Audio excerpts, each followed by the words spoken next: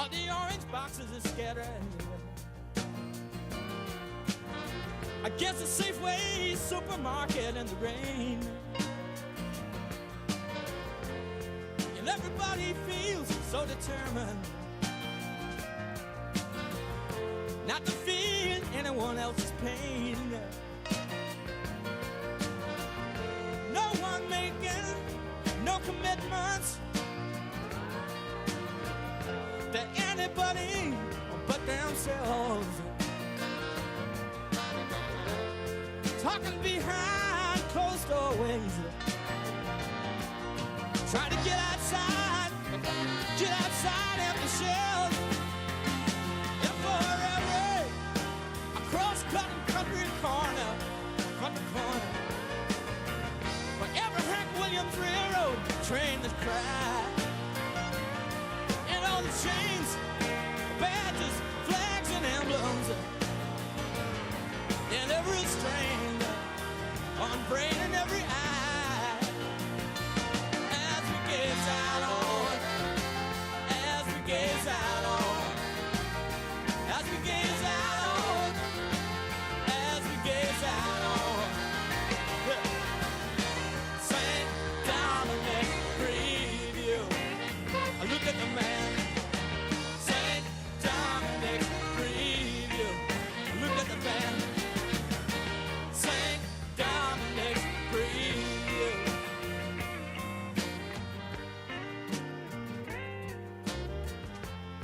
All the restaurant tables are completely covered. Attention everyone, please silence your phones and take your seats. The program will begin soon. You got everything in the world you ever wanted. And right about now your face should wear a smile. You know, that's the way it all should happen. When you're in the state you're in, that you got your pen and notebook ready. I think it's about time for us to begin. And meanwhile, we're over on the 52nd Street apartment,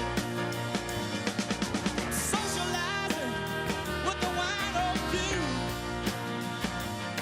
I used to be hip and get wet with the jet set, but they was flying too high to see my point of view. As we gaze out on, as we gaze out on, as we gaze out on, as we gaze out on, St. Dominic's preview. Look at the man. St. Dominic preview. Look at the band. St.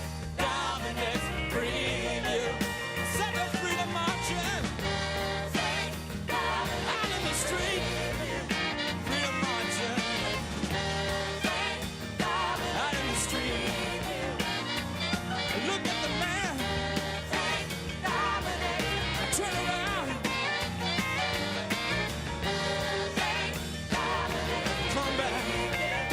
Come back. Turn around. Look at the man.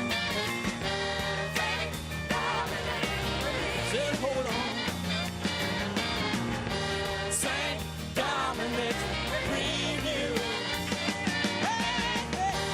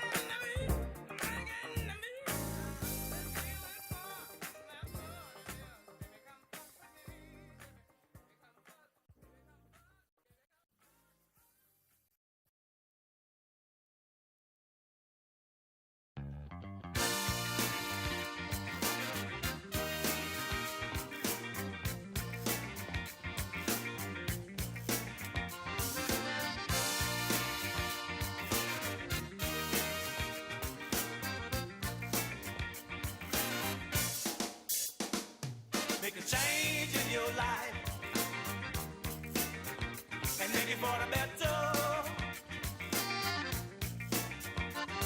Don't you wait no longer.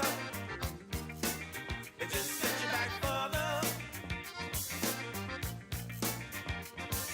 It's not for the young, it's not for the old, it's not for the criminal crazy, it's not for the bold, it's not for one generation, it's for the whole damn nation. I say the whole damn nation. Make a change in your life and make it for the better. Don't you wait no longer. It just sets you back further. It's not for the black and white. It's not for the yellow and red. It's not for the sick and homeless. It's not for just one race. It's not for one generation. It's for the whole damn nation. I say the whole damn nation.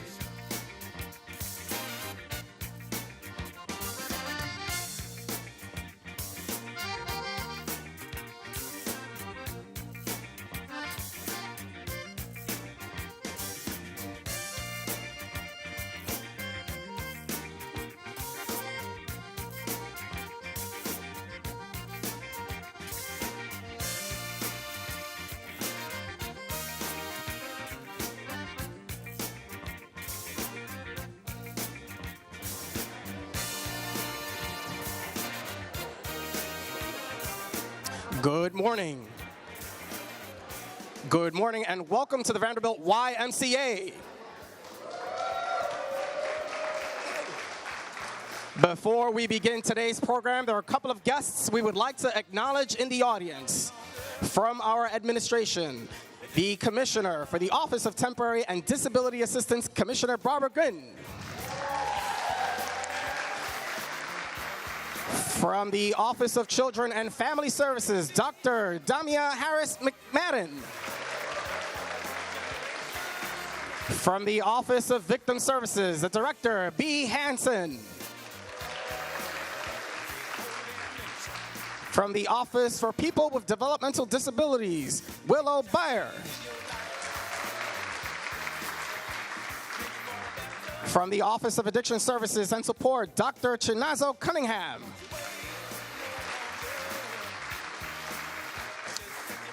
The CEO and President of the Dormitory Authority of New York, Robert Rodriguez. The Chair and Commissioner of the New York State Workers' Compensation Board, Clarissa Rodriguez. Also, please join me in welcoming Councilmember Carlina Rivera.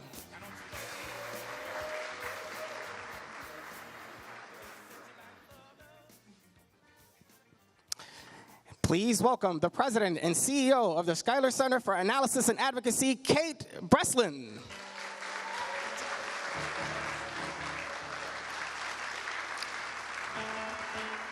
Please welcome the CEO of the Robin Hood Foundation, Richard Bury.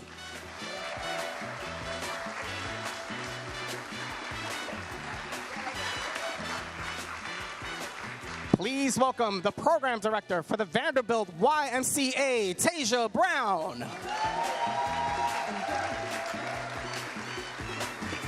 Your folks might understand you by and by.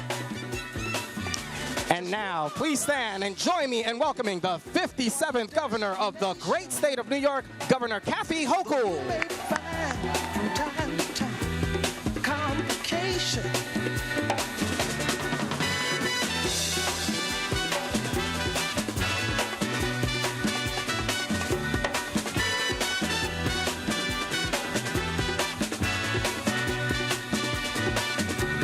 Bite your lip and take the trip. Though there may be wet road ahead and you cannot slip. Wow. These bring back memories. My kids lived on Cheerios. It was cheap. I'm so proud to be back here with all of you again.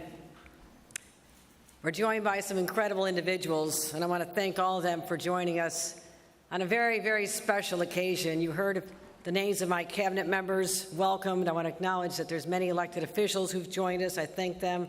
Tasia Brown, I want to thank you for what you do for this facility, but also as a mom. And where'd you go, Tasia? Oh, there you go. There you are. Thank you for being willing to share your story once again with all of us. And Richard Bury, synonymous with lifting people up. He has redefined what it means to take care of each other, and I thank you, and Kate and everyone else. Kate Breslin, will be hearing from all of them. I want to thank them, but you know, when we started our State of the State back in January, I wasn't accustomed to talking about my own life's experiences as much. But when I told someone in an interview about what it was like to be a young mom, starting out, what it was like to not have a job anymore because I couldn't find childcare, what it was like when our income was cut down to 1, and my husband decided to leave the private sector to go work for government, not the highest paying jobs. All of a sudden, our tiny little place to live was nice for the two of us, and all of a sudden there were 2 more little ones in it. So I understood what it was like when you go to the suburban Costco. I lived in the city, but go out there and get a big shopping cart and load it up with the discount paper towels and the toilet paper rolls and the baby formula and the diapers, and hoping you can save a few pennies, but also I always had my hand clutching coupons, right? Anything I could do to knock a few dollars off, I cut all those coupons out. And I will say, we've come a long way. I've been blessed in my life. Come a long way from my parents, who started living in a trailer park when they were first married, and they struggled. But I'll tell you this, I never forgot the people that are still in that trailer park where my parents started out, because a lot of people never got out, and their families stayed, or the people that started out where I did, who are still living in those little apartments, just trying to make ends meet. I never forget them, and they are part of the story that I hold deep in my heart when I think about everyone in this entire state that I fight for every day. When I'm in Albany fighting for budget that lifts the people of this great state up, and I will not stop fighting for them.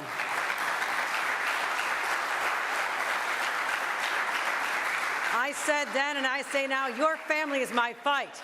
And that means I will fight tooth and nail to make sure you have everything you need to succeed.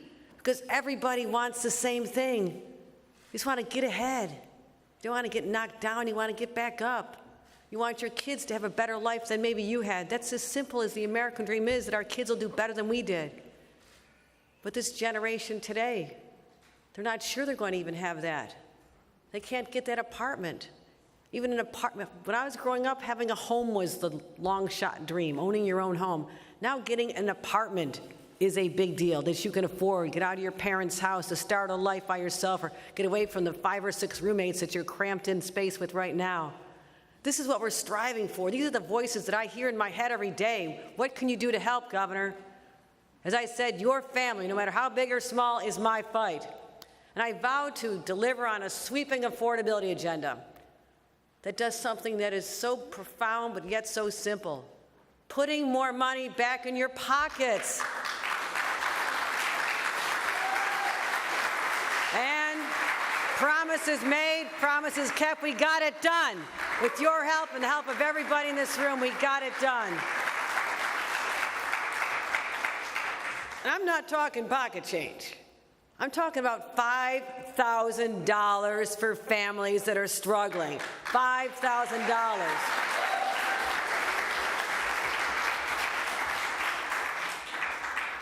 And right now, we're living in really frightening times.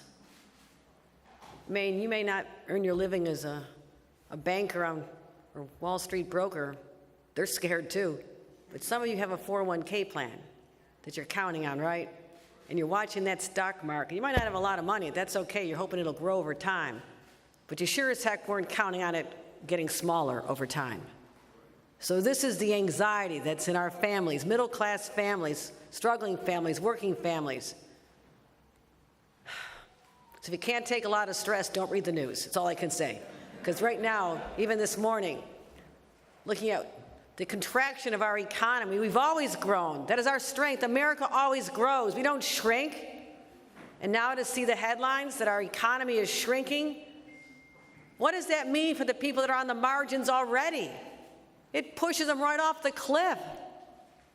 That's why this moment is more important now than ever before, that we find a path to understand that cry for help and help them financially. It's only been 100 days, 101, 1,362 left. But the Washington administration, I grew up at a time when government was always viewed as a force of good, right? Government was never weaponized against its own citizens. That wasn't the promise that was given to us by our founding fathers and the birth of our country 250 years ago. We were going to have a government that was going to be on our side to fight for us. And throughout most of our history, that's how it's been. Yes, we've left some people behind, but we always find a way to pick them back up, make up for lost time for those who were oppressed in the early days of our country.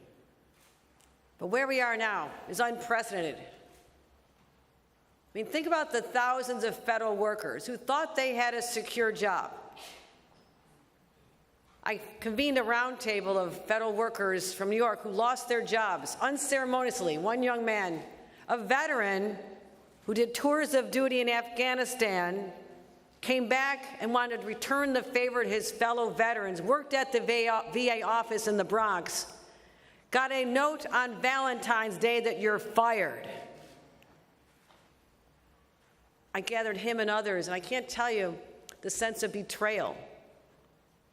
I served my country. I thought they'd be there for me. I want to just give back, and they won't even let me do that. The despair in the voices of these people work at the unemployment insurance office, people helping others. They went to a profession in government to help others, not to be dumped as if they don't matter, that their jobs don't have value. And that was so painful for them when I heard their voices. Dismantling places like the Department of Education, Title I programs, you know who they help?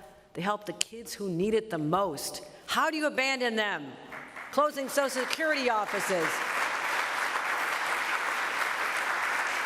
You know how hard it is when you're a senior citizen and you're trying to figure out the whole system of Social Security, how you get your checks, and you want to be able to walk into an office because maybe you're not as good on the internet as your grandkids are? You're still figuring it out? That's all right. But you thought you could walk into a Social Security office and ask a real person for help, and guess what? They've been fired, they're laid off, they're closing offices all over our state. They don't care about them. And the tariffs, which are nothing other than a fancy way of spelling tax, that's all it is.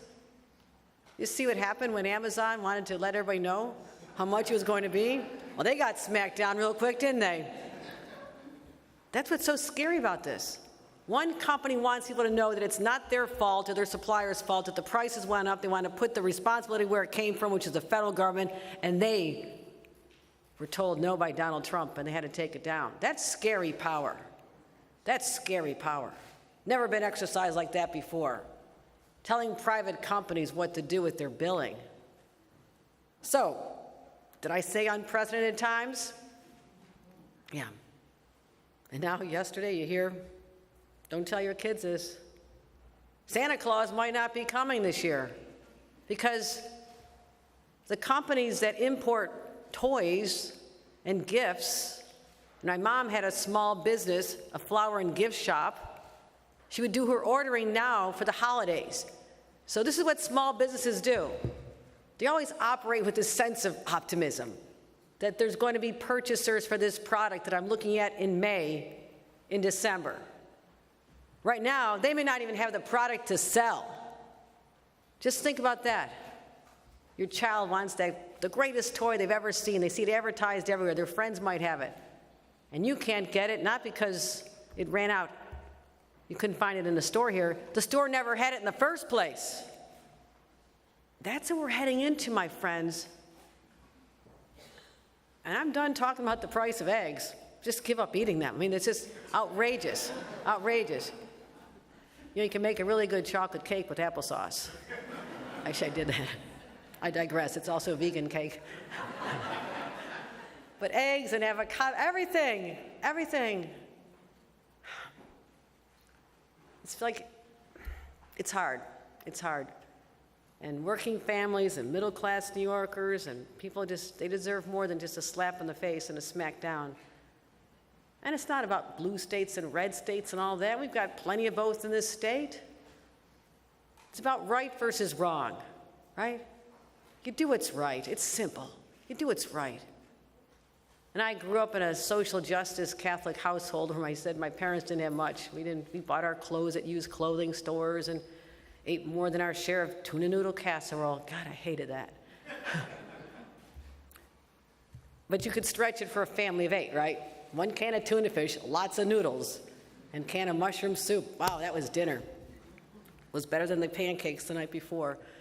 So my family, we ended up fine, but the early days were hard. But now, you can't but feel for people. You can't but feel for them. And in my social justice Catholic family, even when we didn't have much, we were still out there taking food to the poor in the city of Buffalo. And I remember my mother was very pregnant with probably number 5 or 6. And we walked up the flights of what were called tenements at the time, where they sheltered away the people in poverty in the city, locked them away so you didn't have to see them. And the elevator was broken, and my mother and I trudged up about 10 flights of stairs, and she could barely make it. But we had food to take to a family, and we sat there and wanted to talk to them. More than the food, it was the companionship. I learned this as a child.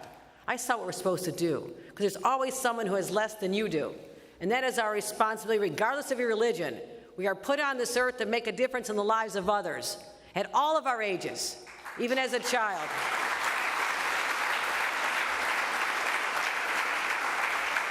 So when I think of those people, and the people in this great city, and the people all over the state of New York, it's about putting money in pockets so you don't have as much stress.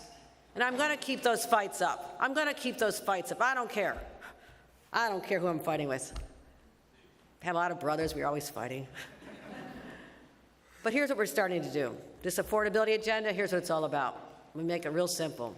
For middle-class taxpayers, we'll have the lowest tax rates you've seen in 70 years, benefiting 8.3 million New Yorkers. Did we get that done? Yes, we did. I fought to triple the child tax credit for families with young children, the biggest expansion in our history, and I'm telling you this, when I first became governor 3 years ago, it was 0. Somebody decided that kids were only expensive age 4 and up. Clearly not parents, because you see it, you buy the clothes. It's 0 to 3, 3 to 6, 6 to 9. They're always growing. They're growing out of their clothes and their shoes, and even the diapers, you got to get the next size of diapers, right? So I said, wait a minute, I'm a mom, new grandma, my granddaughter turned 3 today. Happy birthday, Sophia.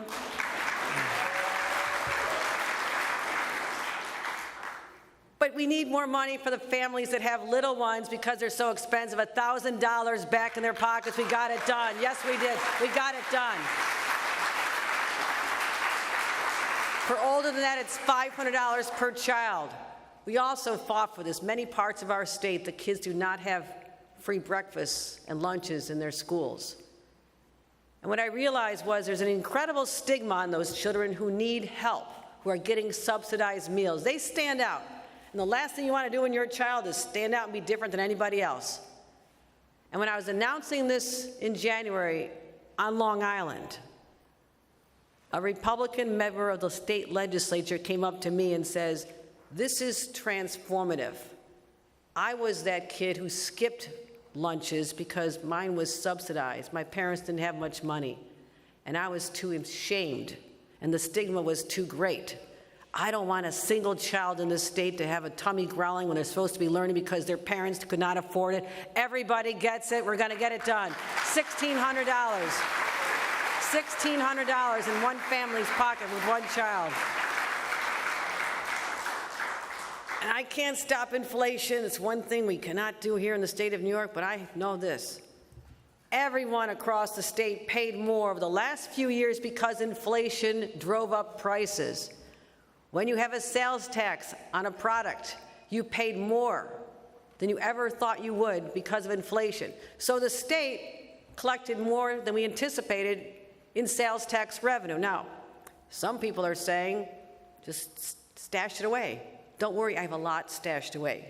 Okay, I've been stashing money away to make sure we're ready for the downturns. But I said, wait a minute, the people who paid for this, shouldn't they get it back? Right? Don't you think they should get it back? We'll put up to $400 back in the pockets of families. So add it all up, nearly $5,000 in relief. That's real money. It'll make a real difference in the lives of families. Just ask Tasia Brown. You'll hear from her in a couple of minutes. I met her back in January when we first talked about what it would mean to expand this child tax credit. We did it right at the Y. And I spoke about her in my State of the State. She works here. She's a mom of 3, including a 2-year-old. God bless you. And she told me she got a credit check last year because we did increase it. She said it felt like a birthday. She paid, think about that. It comes in the mail. It's like, I wasn't expecting this. You think, well, I'm going to help pay the utility bill? Yeah, that helps. You can buy some extra groceries.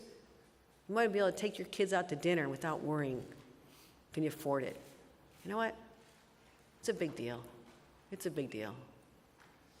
I remember my kids were little. There was a place called Bob's Big Boy. And on Tuesdays and Thursdays, kids could eat for $1.99. Guess who was sitting there every Thursday with kids eating for $1.99? That's what it means to people. You want to have your kid like the other kids and be able to go out to dinner once in a while, right? The simple things, the simple things. So next year, families like yours are going to have more money in your pocket. That's for people like Tasia. Thank you. Middle class tax cut, child tax credit, free meals, inflation rebates. That's the list of what I fought for, and we got it done. And I will never, as I said before, never stop fighting for the families of this state who make us so great. I am your warrior. You're standing with me. We go into war and we fight back. We fight back against the Trump tariffs. We go against everything that's making your lives more expensive. And it starts right here in rooms like this. Thank you very much, everybody. Thank you. Thank you for all you do. Move on up and keep on wishing. Remember your dream is your only skin. Tasia Brown. So keep on pushing.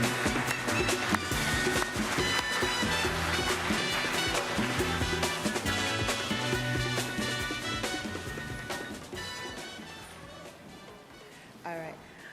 Good morning, everyone. My name is Tasia Brown. I work here at the Vanderbilt YMCA as a program director.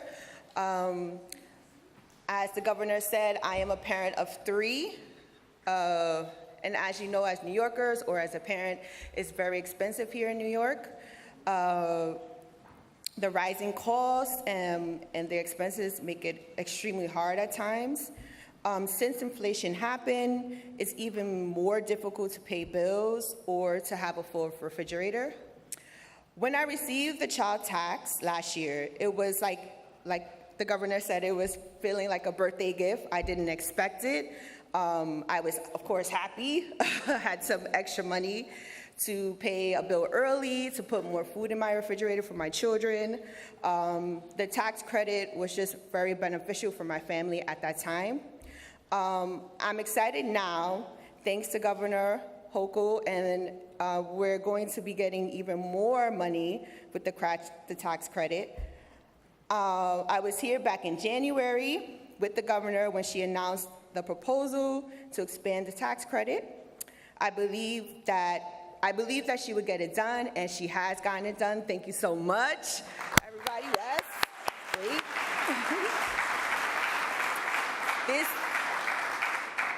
This means more money back in our pockets to cover the cost of food and other expenses for our children. And because of Governor Hochul, her leadership, we're getting even more. Families like mine will also benefit from a tax cut, an inflation refund check, and free school lunches for all of our children. Amazing, amazing. It's even more money in our pockets. I am so grateful. Yes. I would like to thank Governor Hochul again for all of her advocating for working families and making me feel valued as a New Yorker. I really appreciate all the work that you're doing for the New York State. It just goes to show that when the governor says she's going to get something done, she gets it done. Woman power. Thank you again for your continuous hard work for families in New York State. Thank you so much. Really appreciate it. And next up, we have Richard.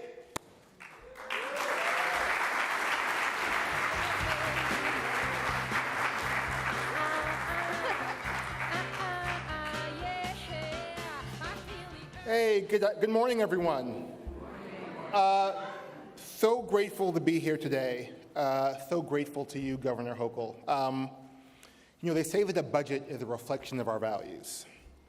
And this budget says that New York State values children. It values opportunity. It values families. As you heard from the governor, we all know that New Yorkers are struggling right now, and low-income New Yorkers are struggling most of all. Shockingly, this state, this great state, ranks 40th in child poverty. The human toll of that fact is devastating, and so is the economic toll in our state. It costs our state over $60 billion a year in lost productivity, higher health care costs, increased social service spending, and the cost of future incarceration. But it does not have to be that way. With your leadership, Governor, this budget says that poverty is not inevitable. It is a policy choice, and you are choosing to make a different choice for our great state.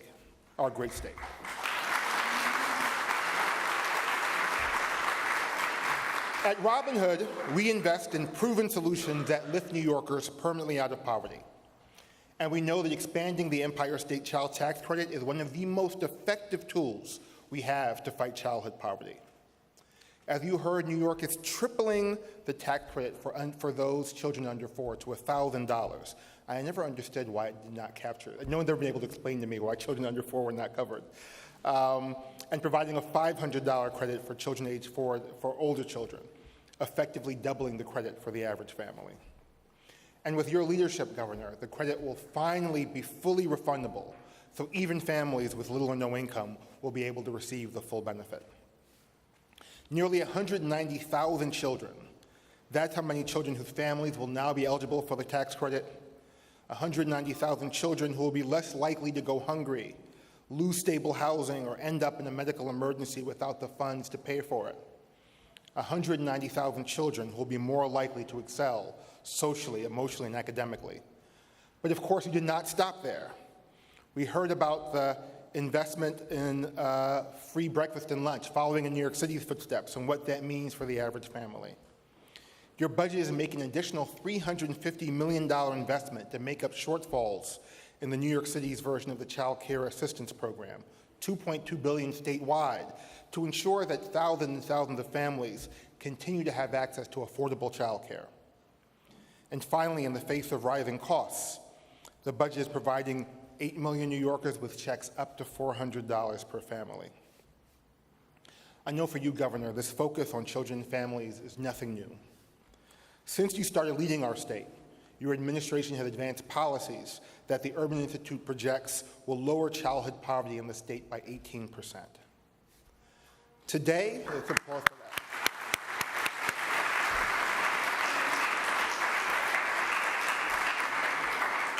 Today, in a world where brave political leadership is so lacking, where effective political leadership is so lacking, I am proud to live in a state where our leaders have the courage and the moral clarity and the political will to do more than just talk about helping families thrive, but actually are committed to making it happen. I want to thank you, Governor, thank the members of the legislature, Leader Stuart Cousins, Speaker Hasty, and the entire state legislature for continuing to fight on behalf of the children and families of New York State. I could not be prouder. And now it's my honor to introduce my friend, Kate Breslin.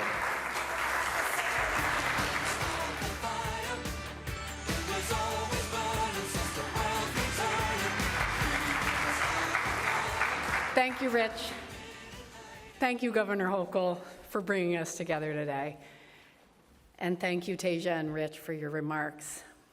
Thank you to our legislative leaders who, together with the governor, are hashing out the tough decisions we asked them to take on. One of the things we're here to celebrate today is a budget agreement that, when implemented, represents the most significant expansion and increase in New York's child tax credit, known as the Empire State Child Credit, since its inception.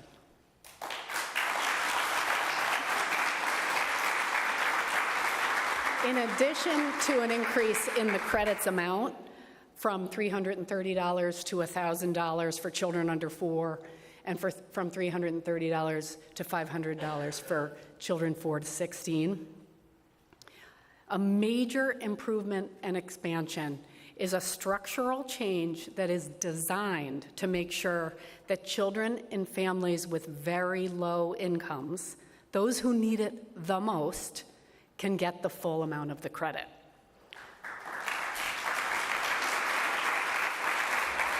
This is a really big deal. More than 2.5 million children will benefit from the credit, with 190,000 newly eligible.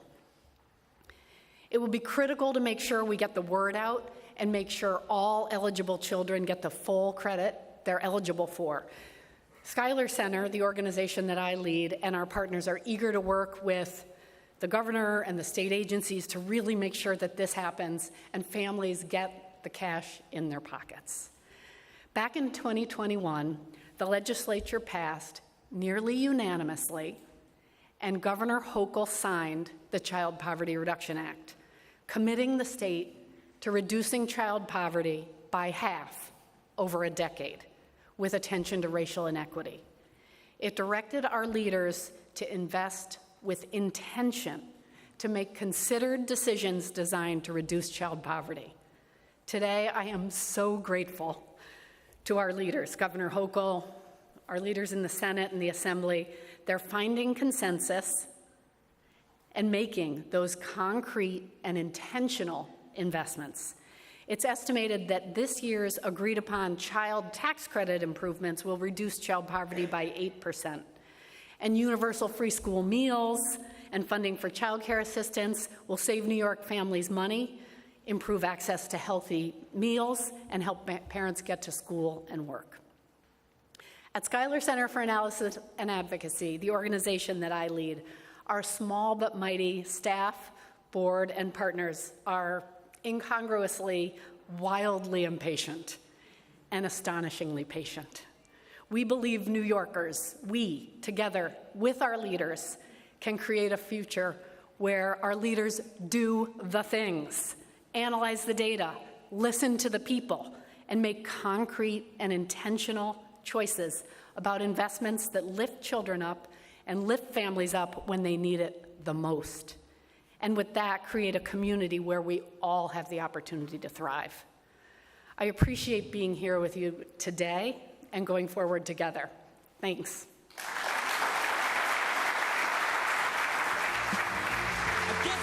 That concludes our program. Thank you for attending. We look forward to seeing you again. Everybody feels so determined not to feel anyone else's pain. No one making no commitments to anybody but themselves. Talking behind closed doorways, trying to get outside empty shells.